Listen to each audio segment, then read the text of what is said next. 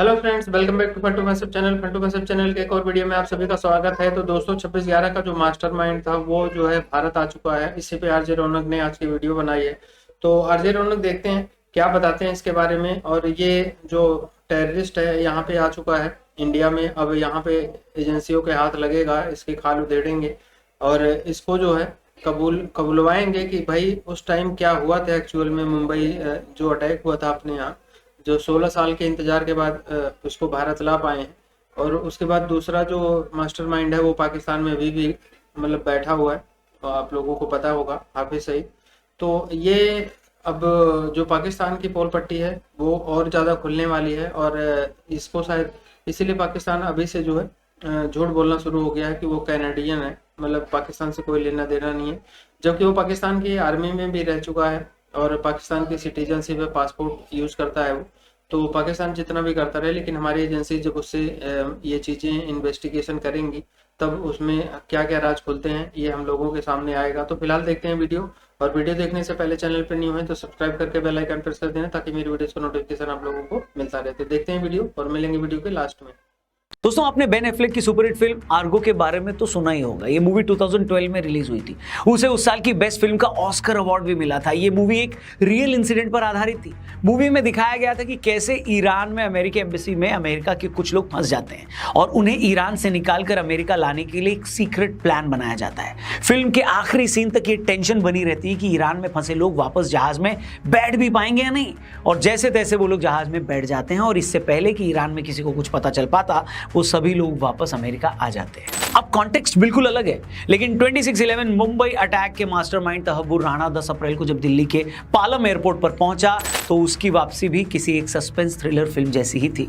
सरकार पिछले 15 सालों से तहव्वुर हुसैन को भारत लाने की कोशिश कर रही थी। 2023 में अमेरिका की एक कोर्ट ने उसे भारत के हवाले करने का फैसला भी कर दिया था, मगर वो हर बार कोई ना कोई कानूनी पचड़ा डालकर भारत आने से बच रहा था। उसने कोर्ट में कहा कि मुझे पार्किंसन की बीमारी है, अगर मैं भारत गया तो मुझे मार दिया जाएगा। फिर पिछले साल 13 नवंबर को राणा ने अमेरिका के कोर्ट में इस फैसले के खिलाफ अपील की। इस अपील को भी 21 जनवरी को खारिज कर दिया गया। इससे पहले उसने सैन फ्रांसिस्को की कोर्ट में भी अपील की थी, वो अपील भी खारिज हो गई थी। इसके बाद फरवरी में जब मोदी जी ट्रंप से मिले थे तब ट्रंप ने साफ कर दिया था कि अमेरिका बहुत ही जल्द भारत के एक बहुत खतरनाक अपराधी को उसे सौंपने वाला है। लेकिन इसके बावजूद उसका भारत आना आसान नहीं था, क्योंकि वो इतना हाई प्रोफाइल अपराधी है कि भारत सरकार को डर था कि भारत आने से पहले ही उसे अमेरिका में ही मरवा न दिया जाए। इस बात का भी डर था कि उसे भारत ला रही फ्लाइट को हवा में कोई टारगेट न कर दे, क्योंकि तहव्वुर राणा के भारत आने के बाद अगर कोई देश पूरी दुनिया में फिर से बेनकाब होने वाला है तो वो है पाकिस्तान।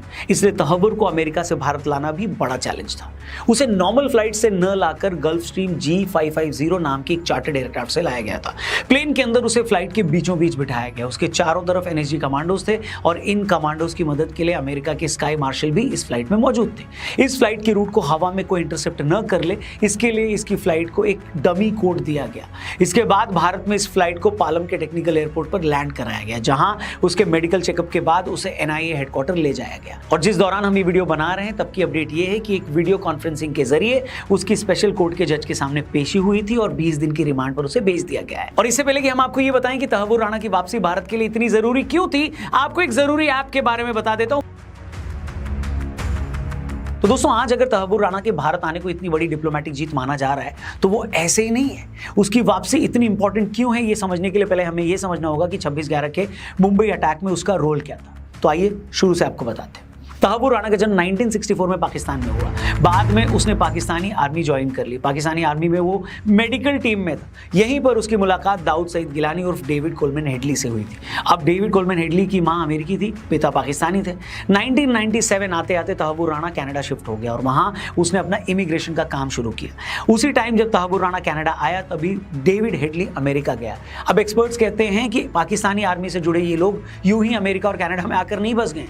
दरअसल ये पाकिस्तानी खुफिया एजेंसी ISI की पुरानी रणनीति है कि वो अपनी आर्मी ऑफिसर्स को ऐसे देशों में बसा देती है जहां से वो अपने ऑपरेशंस चला सके। अब कनाडा आकर तहव्वुर राणा ने फर्स्ट वर्ल्ड के नाम से एक ट्रैवल कंपनी खोली जो इमिग्रेशन और वीजा में लोगों की हेल्प करती थी। जब लश्कर तैयबा के साथ मिलकर हेडली ने भारत में हमले का प्लान बनाया तो तहव्वुर राणा ने अपनी टीम को बोलकर मुंबई में फर्स्ट वर्ल्ड ट्रैवल कंपनी का एक ऑफिस खुलवा दिया ताकि उस ऑफिस की आड़ में वो भारत में ट्रैवल कर सके। तहव्वुर राणा के सपोर्ट के चलते हेडली ने मुंबई में अपना ऑफिस खोला वो मुंबई के अलावा भारत के कई शहरों में गया। उसका टारगेट यही था कि लश्कर तैयबा के लिए लोगों को रिक्रूट कर सके।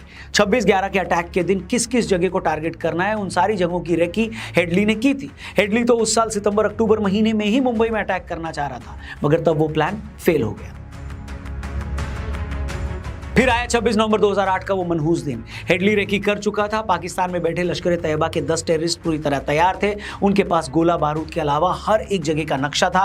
पाकिस्तानी आर्मी ने उन्हें महीनों की ट्रेनिंग दे रखी थी।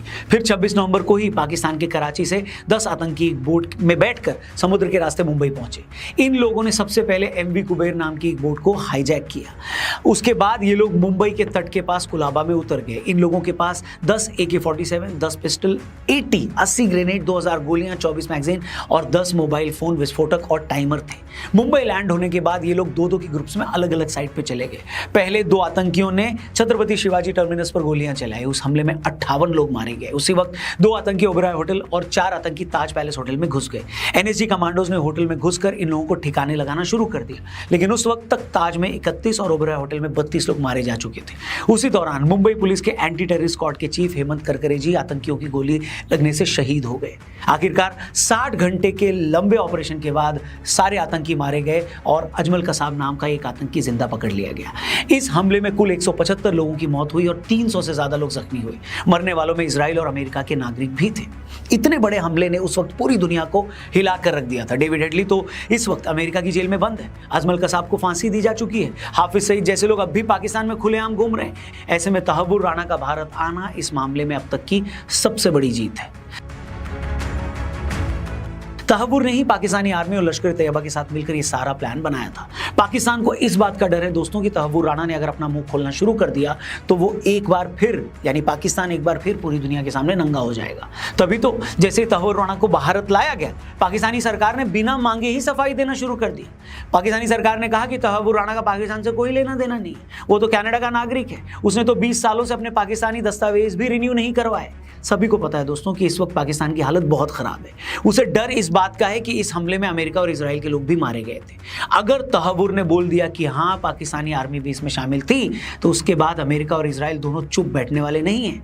अगर दुनिया में 2 ऐसे देश हैं जो अपने दुश्मनों को घर में घुसकर ठोकते हैं तो यही वो दोनों देश हैं। अगर तहव्वुर ने गवाही दे दी कि हाँ चचा इसमें तो हाफिज सईद का भी हाथ था, तो पाकिस्तान को मजबूर होकर कुछ एक्शन लेना होगा। और अगर पाकिस्तान सरकार ने अमेरिका या इजराइल के दबाव में कोई एक्शन लिया तो पाकिस्तान के कट्टरपंथी वैसे भी पाकिस्तान सरकार को नहीं छोड़ेंगे।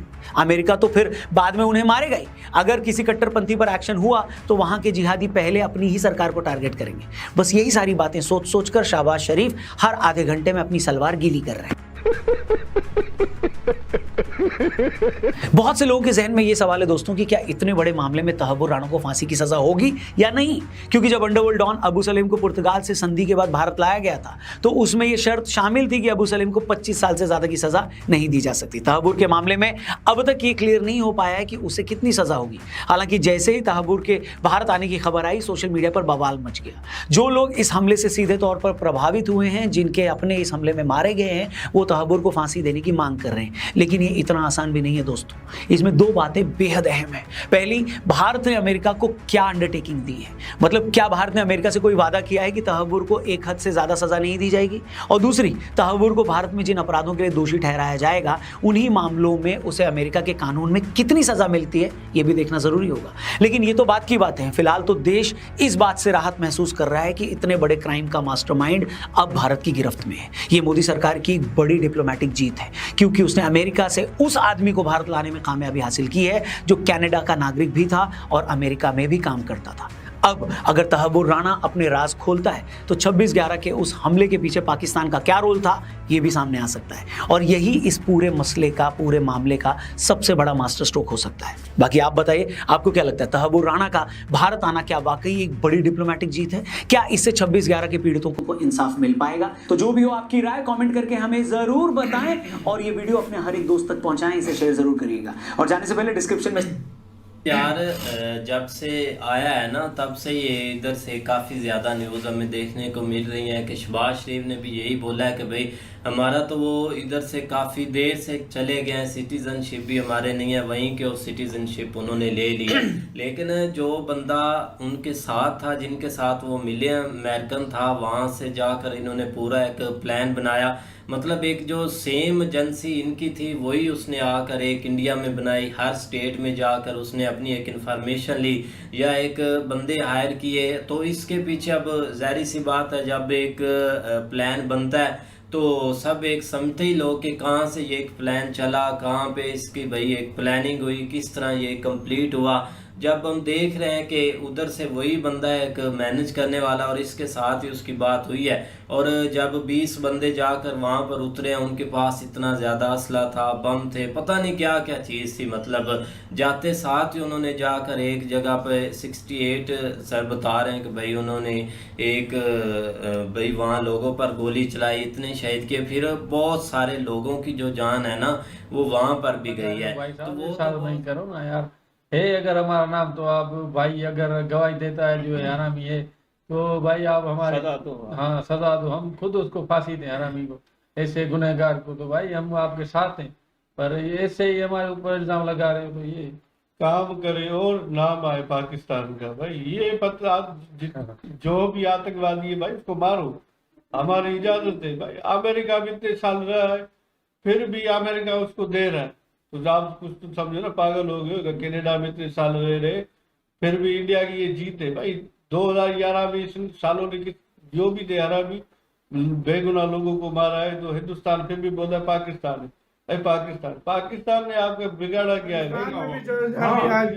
जो बुरा कर रहे हैं उनके साथ बुरा होगा, ये हमारा मानना है। सही बात है, और उनके साथ जो भाई कर रहा है बिल्कुल हो भी रहा है। इंडिया 16 साल पीछे पड़ा रहा है। एक होता है ना देश, कोई कंट्री कहता है छोड़ो केस यार को, इतना जलालत हो रही है, हाँ। 16 साल हो गए, बिल्कुल। दफा करो पर। और यार देखो ये जिस कंट्री पे आती है ना उसको पता होता है दुख। लेकिन और यार जो आज हमारे पाकिस्तान में भाई दुख वो है ना, नहीं, हाँ। जो अटैक हो रहे हैं वो हमें पता है, ये इंडियंस को पता है कि उनके साथ भाई क्या लेकिन हुआ है। जो भी है भारत ने पीछा नहीं छोड़ा, पीछा नहीं छोड़ा। फाइनली हमें तो इस चीज का वो लगा भाई ये क्या होगा भारत। तो भाई साहब मैं कहता हूँ कि अगर कोई कुत्ता हो ना, उसने गलत काम किया, भारत उसे उगलवा लेता कि तूने क्या किया। हाँ ये बोलेगा ना, तो बोलेगा खबरदार, तो ये सब कुछ मीडिया पे आएगा कि इसने क्या बोला है तो क्या नहीं। वही तो मैं खुद इस चीज को हिल गया। 15 साल बाद के सीट के लेके आए इसे, 15 साल बाद। मोदी जी ने कैसे कर ये तो दिखाया। कंट्री उनकी, ये तो कंट्री वो छोड़ती ही नहीं है, उन तो चला जाता नहीं छोड़ते। पर मोदी जी जो अमित शाह जी ने ऐसा काम किया कि देख लो तो कैसा की सीट के ले आए। अबे वही तो मैं यही अमेरिका मोदी नहीं जी देता था, नहीं देता। लेकिन भाई भारत ने ऐसा घसीटा उसको जिस तरह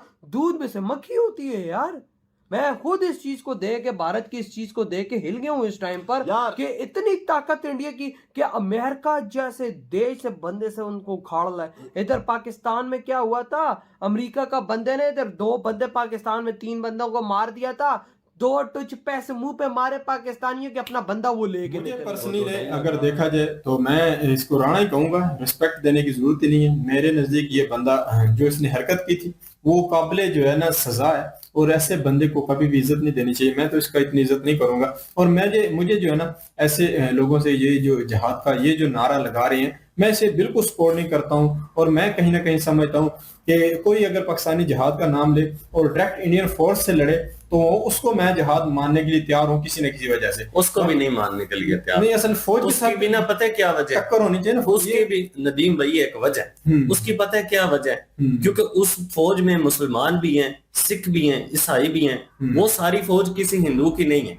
और दूसरी चीज ये है कि हिंदू हमारे दुश्मन नहीं है, सिर्फ उनके साथ इजाजत है जो किसी इंसान के ऊपर जुल्म करे, चाहे वो किसी भी कास्ट का हो। ये जरूरी नहीं है कि कोई हिंदू हो, वो किसी भी धर्म से ताल्लुक रखता हो, वो जुल्म और सितम करता हो, उसके खिलाफ जहाद जो है वो जरूरी है। पता है असल क्या बात है, ये ना हमारा एक ना फिरका है। मैं आपको सीधा बात बताऊं, हमारा एक फिरका है, वो फिरका जो है ना जिहाद, उन्होंने ना इंडिया के खिलाफ ना जिहाद का ऐलान किया, बाकी हुकूमत की तरफ से नहीं है। हमारे पूरे ये देख 2011 में मोदी ने ये जो 2011 थे 11 में उसने बात की थी, आज भी उसके दिमाग में चल रही थी। देख लो उन्होंने उस बंदे को वहां से अमेरिका के अंदर से सुपर पावर कंट्री से लेके आए। ये अपने आप में बहुत बड़ी बात है। उस बंदे को लेके आए जो इंसानियत का दुश्मन, कनाडा का था भाई वो, हाँ कनाडा का इंसानियत का दुश्मन है वो। अच्छा भाई बात यहाँ पे अमन एक और भी चीज होती है कि कई कंट्री जो है ना पाकिस्तान में यूएन के डेजिग्नेटेड आतंकवादी आज भी शामिल मौजूद हैं और ये अमेरिका को भी पता है, पूरी दुनिया को भी इंडिया को भी पता है, सबको पता है कि कहीं ऐसे हाफिज सईद लश्कर तैयबा के वो आज भी मौजूद है पाकिस्तान। लेकिन वो इन्होंने क्या कहा, इस पे भी केस चल रहे हैं, अदालतें अपना फैसला सुना रही हैं, वो उसको कस्टडी में रखा हुआ है, ये है वो, इस तरह करके कर देते हैं। तो ये पूरी दुनिया में निज़ाम जो है ना इस तरह चल रहा है। तो ये थी गाइस आज की वीडियो, और आरजे रौनक ने बहुत डिटेल में इस वीडियो में बताया है कि जो ये तहव्वुर हुसैन को इंडिया में लाया गया है, तो ये बंदा जो है मतलब कैनेडियन सिटीजनशिप ले रखा है ओरिजिनली इसकी पाकिस्तान में बर्थ वगैरह हुई है, वहाँ की आर्मी में इसने सर्व किया है। उसके बाद अमेरिका में रह रहा था, वहाँ कौन सा काम कर रहा था, तो अमेरिका ने इसको कैसे यहाँ इंडिया में दे दिया। तो ये मतलब बहुत सोचने वाली, कंफ्यूजन वाली बात है।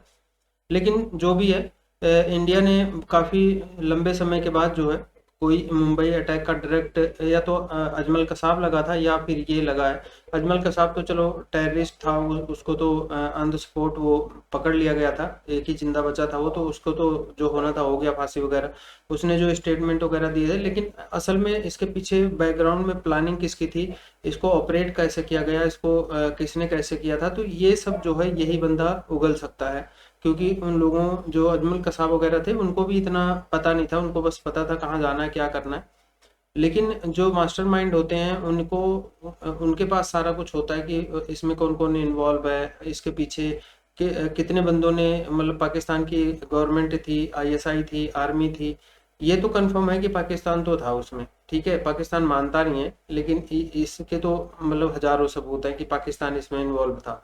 लेकिन अब जो इस बंदे को ये लाए हैं उसको मतलब हमारे यहाँ जो एजेंसीज हैं, चाहे NIA है और भी एजेंसीज हैं, इससे पूछताछ करेंगी, इसकी हड्डियाँ तोड़ेंगी, तब जाके कहीं ये सच उगलेगा।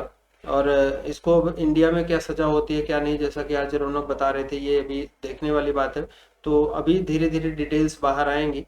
तो पाकिस्तान खुद को बचने की कोशिश करेगा और कर भी रहा है, क्योंकि अभी सफाई पेश करना शुरू कर दिया है उसने कि वो कैनेडियन सिटीजन है, ये वो, हालांकि बचने वाले नहीं है। लेकिन इनकी हालत वैसे भी बहुत पतली चल रही है। अगर सोच रहे हैं कि अगर ये भी वो आ गया, इसने स्टेटमेंट दे दी, तो US और इजराइल जो है इनके साथ क्या करेगा, मतलब इनके ऊपर अगर सैंक्शन भी लगा दिया किसी तरीका का US ने, तो इनकी हालत वैसे भी पतली है, कोलैप्स हो जाएंगे।